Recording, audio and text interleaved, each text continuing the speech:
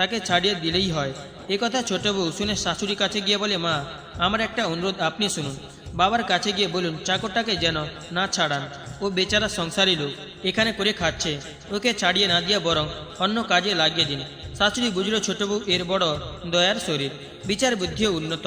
এদিকে ছোট বউ দেখলো রান্না সবাই করছে, আটা সবাই পেছছে, জলও তুলছে। এখন কি করা যায়? বাড়ি এঁটো বাসন মাজা ধোয়ার জন্যে ঝি ছিল, তবু ছোট বউ এঁটো বাসন, এঁটো হাড়ির গাদা নিয়ে ঘরে এক কোণে বসে সব মাজতে আরম্ভ করে দিল। ঝিটা একধারে বসে বসে দেখতে লাগলো। শাশুড়ি ছুটে এসে বলে, বৌমা, এ কি করছো? বাসন হাঁড়ি সব মাজলে তোমার গয়না ঘষে যাবে, কাপড়ে দাগ লাগবে, কি লাভ হবে? ছোট বউ বলল, মা, আপনি চুপ করুন। শাশুড়ি বলে, কি ব্যাপার বলো তো? ছোট বউ উত্তর দেয়, এঁটো কুড়ার খুব পুণ্যের কাজ মা। মহাভারতের কথা শোনেননি? পাণ্ডবরা যজ্ঞ করেছিল, সেখানে তারা প্রথমেই ভগবান শ্রীকৃষ্ণের পুজো করেছিল, আর শ্রীকৃষ্ণ নিজে সেই যজ্ঞে সকলের এঁটো তোলার ভার নিয়েছিলেন। সেই যত ছোট কাজ তাতে তত বেশি মাহাত্ম্য। যদি এঁটো তোলার এত মাহাত্ম্য না হয় তবে কি ভগবান নিজে এ কাজ করতেন? পরের দিন শাশুড়ি যত বাসন ছিল মাজতে বসে গেল। তাই দেখে ছোট বউ বলল, মা, আমার কথা শুনুন। এই বাটি গেলাস থালাতে তো আমারও দাবি আছে, কেননা এসবের মধ্যে আমার স্বামীর ও খাওয়া এঁটো বাসন আছে, তাহলে এগুলো আমি মাজব। শাশুড়ির জবাব দেয়, আগে আমার ছেলে, তারপরে তোমার স্বামী, আমি এগুলো মাজব। এইভাবে বাসন মাজা নিয়েও বাড়িতে কাড়াকাড়ি পড়ে গেল। দেখা গেল তারপর থেকে সব বউই সব বাসন মাজতে আরম্ভ করেছে। এবার ছোট বউ চিন্তা করতে থাকে, এখন কি করব। সকালে রোজ এক একজন চাকর ঘর বাড়ি সব ঝাঁট দেয়। ছোট বউ খুব সকালে উঠে সব জায়গায় ঝাঁট দিয়ে সাফ করে রেখে দিল। চাকরটা এসে দেখে সব জায়গাটা আগেই ঝাঁট দেওয়া হয়ে গেছে। তখন সে কি করে, চুপচাপ বসে রইল। শাশুড়ি ছোট বউ এর কাছে গিয়ে শুধালো, বৌমা, সব ঝাঁটপাট তুমি দিয়েছ? ছোট বউ মিনতি করে বলল, হ্যাঁ মা, আমি দিয়েছি। আপনি চুপ করুন, কোনো কথা বলবেন না। আপনার বলার জন্য আমার হাত থেকে সব কাজ চলে যাচ্ছে। শাশুড়ি বলে, ঝাঁট দেওয়ার কাজ তো ঝিয়ের, তা তুমি দিলে কেন? ছোট বউ বলল, মা, আপনি রামায়ণ শুনেছেন? বনে কত বড় বড় মুনি ঋষি ছিল, কিন্তু ভগবান রামচন্দ্র তাদের আশ্রমে না গিয়ে আগে শবরীর আশ্রমে গিয়েছিল। কারণ কি বলুন তো? শবরী রোজ রাত্রি থাকতে উঠে বনের রাস্তা ঝাঁট দিত, পম্পা সরোবরের রাস্তা সাফ করে রাখত, যাতে মুনি ঋষিদের পায়ে একটা কাঁকড়ও না লাগে। তাই এ কাজে খুব পুণ্য। শাশুড়ি দেখলো ছোট্ট বউ সব পুণ্য ছিনিয়ে নেবে। এবার থেকে শাশুড়িও সব বউ মিলে বাড়ি ঝাঁট দিতে আরম্ভ করলো। যে ঘরে পরস্পরের মধ্যে প্রীতির সম্পর্ক, পরস্পরের প্রতি ভালোবাসা থাকে, সে ঘরে স্বয়ং লক্ষ্মী বাস করেন। যে ঘরে কলহ, বিবাদ, হিংসা লেগে থাকে, সে ঘরে রোগ, দারিদ্র, অশান্তি বাসা বাঁধে। কর্তা মশাই এর ব্যবসাতে খুব আয় হতে লাগলো। তিনি মনে মনে ভাবলেন যে বাড়ি মেয়েদের ওই বাড়তি আয় সহযোগিতা রয়েছে, ওদের কিছু গয়না গড়িয়ে দিতে হবে। কর্তামশাই প্রত্যেক বউয়ের জন্য আলাদা আলাদা গয়না গড়িয়ে এনে দিলেন। গয়না স্ত্রীধন, এতে স্বামীদের কোনো দাবি নেই। ছোট বউ শ্বশুরের দেওয়া গয়নাগুলো নিয়ে বড় জায়ের কাছে গিয়ে বলল, দিদি, তোমার তো ছেলে মেয়ে আছে, ওদের বিয়েতে তোমাকে অনেক গয়না গড়াতে হবে। আমার এখন কোনো ছেলে মেয়ে নেই, এত গয়না দিয়ে আমি কি করব? আমার মা বাবা আমাকে যথেষ্ট গয়না দিয়েছে, ওগুলো আমার বাক্সে পড়ে আছে। শাশুড়ি শুনে ছোট বউয়ের কাছে ছুটে গিয়ে বলল, ছোট বউ, এ কি তুমি করছো? তোমার শ্বশুর তো সবাইকে গয়না করিয়ে দিয়েছে।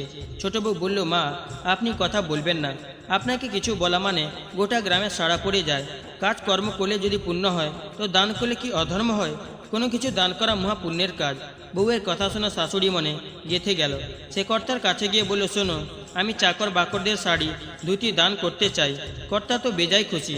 আগে ঝি চাকরদের কিছু দিলে গিন্নি বাধা দিত। শাশুড়ি সবাইকে এটা ওটা দিতে লাগলো। দেখা দেখি অন্য বউরাও লোকজনকে এটা ওটা দান করতে আরম্ভ করে দিল। ঘরে জিনিসপত্রের অভাব নেই, কিন্তু সে তুলনায় লোক কম। পুণ্যের দুটি দিক, এক কাজকর্ম করা, রোজগার করা, আর দুই অপরকে দান করা।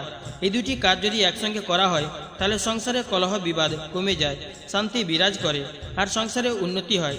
মেয়ের বিয়ের কথা চিন্তা করার সময় লোকে এমন ঘরের খোঁজ করে যেখানে মেয়ে সুখ শান্তিতে থাকবে। ঘরে বউ আনতে গেলেও এমন ঘরেরই মেয়ে নিতে হয় যাতে সংসারে সুখ শান্তি আসে। সাধু মহাত্মারাও এমন ঘরে ভিক্ষা নিয়ে আনন্দ অনুভব করেন। শ্রেষ্ঠ মানুষ যে যে আচরণ করেন, সাধারণ মানুষ সেই রকম আচরণ করে থাকে। তারা যে কর্তব্য স্থির করে দেন, সাধারণ মানুষ বিনা প্রশ্নে সেই কর্তব্যই পালন করে। এই শ্লোকে শ্রেষ্ঠ মানুষের আচরণের কথা বলতে গিয়ে 5টি পদের কথা বলা হয়েছে, যৎ, যৎ ও তৎ, তৎ এবং এব। এই প্রমাণের জন্যে কেবল 2টি পদ, যৎ আর তৎ। এর তাৎপর্য এই যে সমাজে মানুষের আচরণের প্রভাব পড়ে 5 জন আর উপদেশের প্রভাব পড়ে 2 গুণ।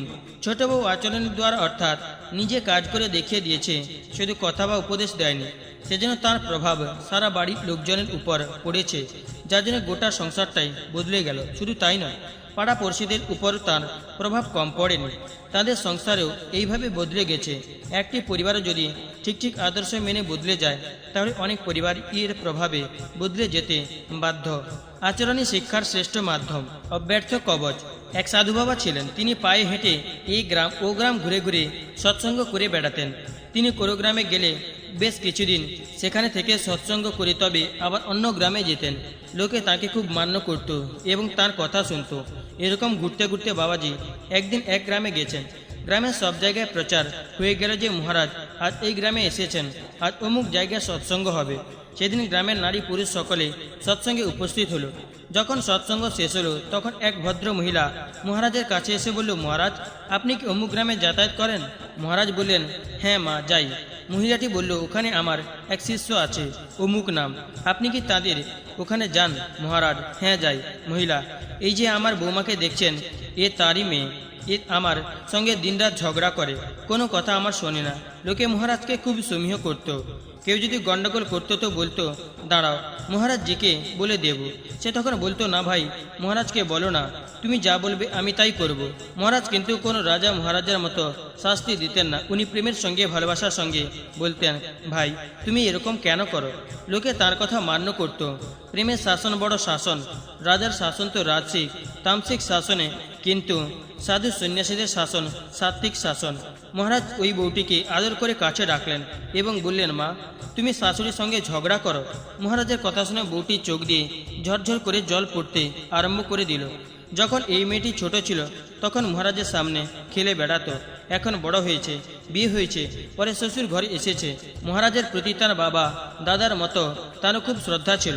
এখন মহারাজের কাছে তার সম্বন্ধে নালিশ শুনে খুব ঘাবড়ে গিয়ে কান্না কাঠি জুড়ে দিয়েছে। মহারাজ তাকে সস্নেহে আশ্বাস দেওয়ায় সে বলতে লাগলো, মহারাজ, আমি কোনো দোষ করি না, শাশুড়িকে কোনো কটু কথাও বলি না, তবু আমার কাজ এর একদম পছন্দ হয় না, আমি কি করব? শাশুড়ি বিনা দোষে আমার সঙ্গে ঝগড়া করেন। বউ বলছে শাশুড়ি ঝগড়া করে, আর শাশুড়ি বলছে বউ ঝগড়া করে। ঝগড়া হলে তো অন্তত দুইজন চাই, একলা ঝগড়া হয় না।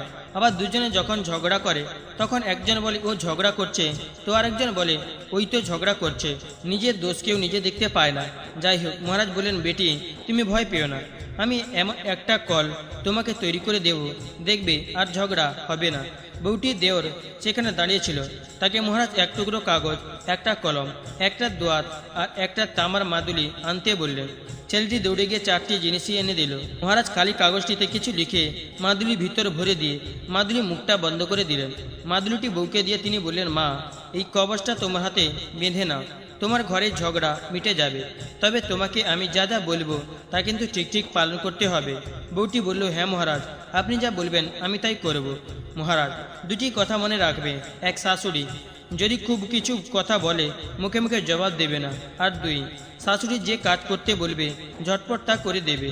এই 2টো কথা যদি পালন করতে পারো তবে এই যন্ত্র ঠিক কাজ করবে। বউটি বলল, মহারাজ, কতদিন এরকম করতে হবে? মহারাজ, কমসে কম 12 মাস পালন করতে পারলে সব ঠিক হয়ে যাবে। আর যদি কোনো ভুল যদি হয়ে যায় তবে ওই দিন থেকে ফের 12 মাস গুনে যেতে হবে। ওর আগে যতদিন হয়েছে সেসব গুনতির মধ্যে আসবে না। বউ বলল, ঠিক আছে, আপনি যা বলবেন তাই করব। বউ হাতে কবচ বেঁধে নিল। মহারাজও তারপর ওই গ্রামে 4-5 দিন থেকে সৎসঙ্গ করে অন্য গ্রামে চলে গেলেন। তার এমন কোনো বাঁধা ধারা নিয়ম ছিল না যে এতদিন এই গ্রামে থাকবেন। আমাদের দেশে আগে এরকম সাধু সন্ন্যাসীদের আসা যাওয়া সৎসঙ্গ করার চলন ছিল। লোকেও তাদের দেওয়া ধর্মের উপদেশ মেনে চলত। তাদের উপদেশে লোকেরা খুব প্রভাবিত হতো। সাধু সন্ন্যাসীদের লোকে খুব শ্রদ্ধা চোখে দেখত। গ্রামে শান্তি বিরাজ করত। বউটি তো মহারাজের দেওয়া আদেশ পালন করতে লেগে গেল। শাশুড়ি কোনো কাজের কথা বললেই বউটি হাত জোর করে সামনে দাঁড়াতো আর শাশুড়িকে বাড়তে একটি কথাও বলতো না। শাশুড়ি মনে মনে ভাবলো, মহারাজের যন্ত্র ম্যাজিকের মতো কাজ করছে, ঘরে শান্তি ফিরে এসেছে। শ্বশুরও একথা মেনে নিল। শাশুড়ি বউ এখন খুব ভালোবাসার সঙ্গে বাস করতে লাগলো। বউ শাশুড়ির কথা শোনে বলে শাশুড়ি তাকে নিজের মেয়ের থেকেও বেশি ভালোবাসতে থাকে। মেয়ে তো অল্পদিন ঘরে থাকে, পরে নিজের ঘরে চলে যায়, কিন্তু বউ সর্বদাই কাছে থাকে। কিটিমিটি তো তখনই বাঁধে যখন বউ শাশুড়ির কথায় কান দেয় না।